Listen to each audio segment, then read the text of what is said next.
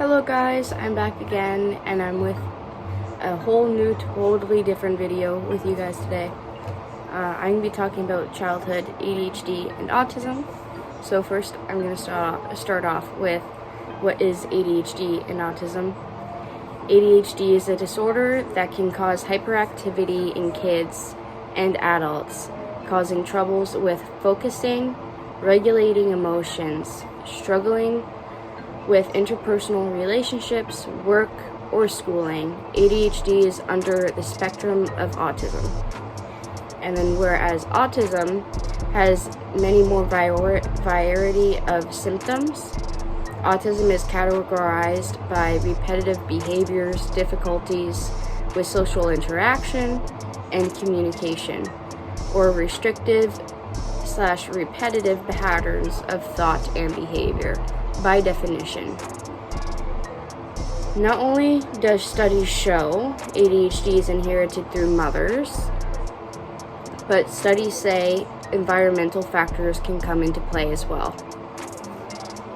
The cause for ADHD and autism can be drugs and smoking and consuming other illicit properties while being pregnant, lead, genetics, and brain injuries or traumatic brain injuries. Like, it can stem from just hitting your head a few times as a kid and getting too many concussions, from you getting into a bad car accident and now you're stuck having ADHD for the rest of your life. People with ADHD struggle with time blindness,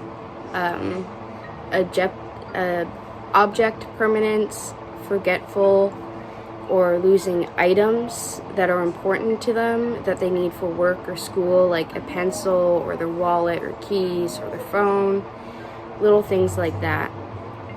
Being late is a common thing with ADHDers, being sensitive to rejection and criticism, emotional dysregulation and mood swings, which are two completely different things. Emotional dysregulation means you can easily become dysregulated in your emotions. So for say, you can get easily angry or happy or sad. So you're pretty emotional. And then with the mood swings are typically a long-lasting mood, which would mean being irritable, being energetic, not being energetic. Those would be considered mood swings. They also struggle with irritability, binge eating, and restrictive eating. So this means that ADHDers do commonly have eating disorders. Hyperfocusing, so ADHDers can go hours with hyperfocusing on one thing and then absolutely lose interest in it and then hop to another thing and then hyperfocus on that for a few hours, drop that. So there's commonly unfinished projects with people with ADHD. Making impulsive decisions like spending your money, being reckless. A lot of people with ADHD are actually very hypersexual as well. Trouble communicating. So this could be troubles communicating how you feel. So a lot of people with ADHD commonly deal with people pleasing and being empathetic, and they're scared to hurt other people's feelings by being mad or upset or angry. So they will withhold all of that angers and emotions, and they can't communicate that they're feeling angry. They're just going to show it, and they can't communicate that they're feeling sad. They're just going to show it. That is the best way for them to communicate, is through their behaviors and actions instead of just talking about it. There's plenty more symptoms that people with ADHD deal with, but I think everything that I listed off was the most important ones to focus on and for people to understand. That's what a lot of ADHDers deal with on a day-to-day basis. Today, I'm going to stick to talking about ADHD. ADHD is a neurological condition causing a lack of dopamine chemicals releasing into your brain. If you didn't know, your dopamine is what causes you to feel motivated and satisfied. So when you don't have the dopamine efficiently going into your brain and it's not releasing the chemicals properly, it's going to be a lot harder for you to do tasks or complete tasks and feel the motivation or the satisfaction of completing that task. For an example, like brushing your teeth or doing the dishes, doing the laundry, all those little things like that. Ways you can cope and help with ADHD would be the following. Talk to your doctor or healthcare provider. Receive medications and options for therapies. Don't be scared to ask for accommodations and for your needs to be met. Move your body. Keep a routine. Stay away from caffeine. Keep up with sleep and your sleep schedule. Use reminders and alarms on your phone and also your calendar. You can group tasks together.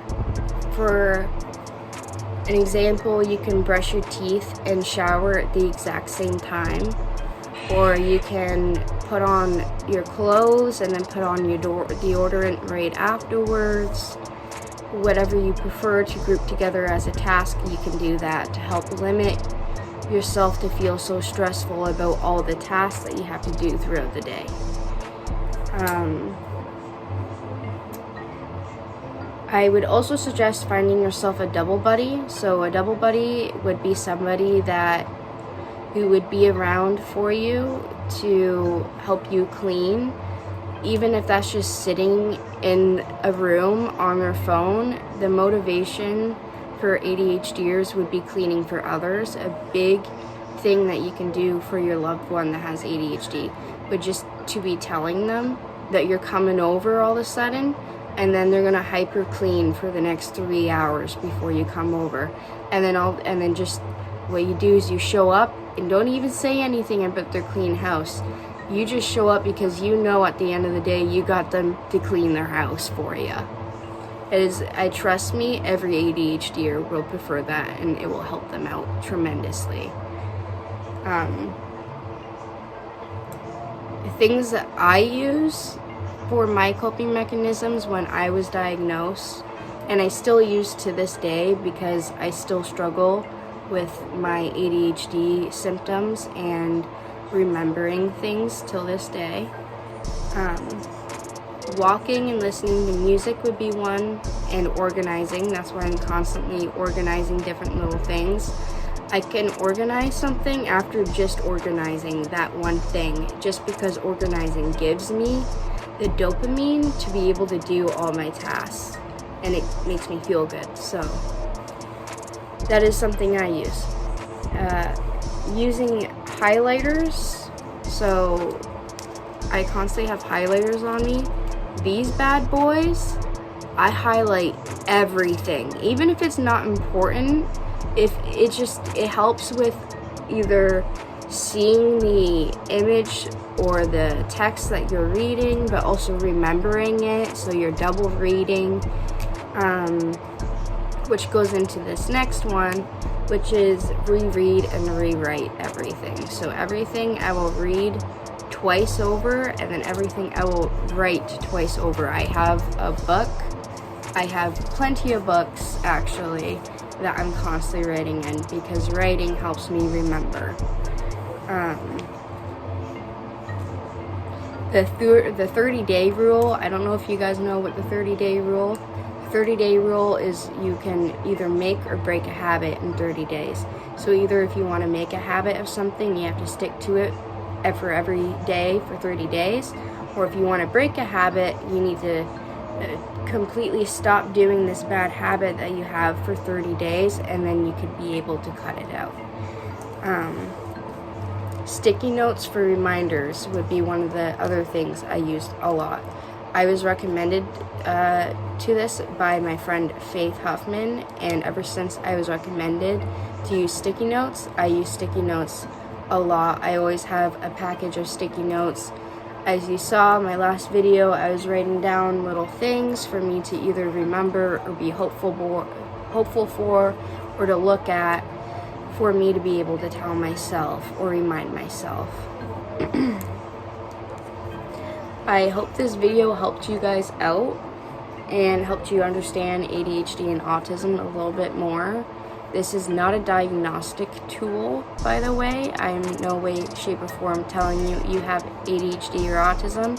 This is simply a self-help video, so if you've already been diagnosed or you're researching into ADHD and autism and believe you have it, the best thing for you to do is for you to get a diagnosis and receive help, and also research more into what you can do to help yourself with ADHD and autism.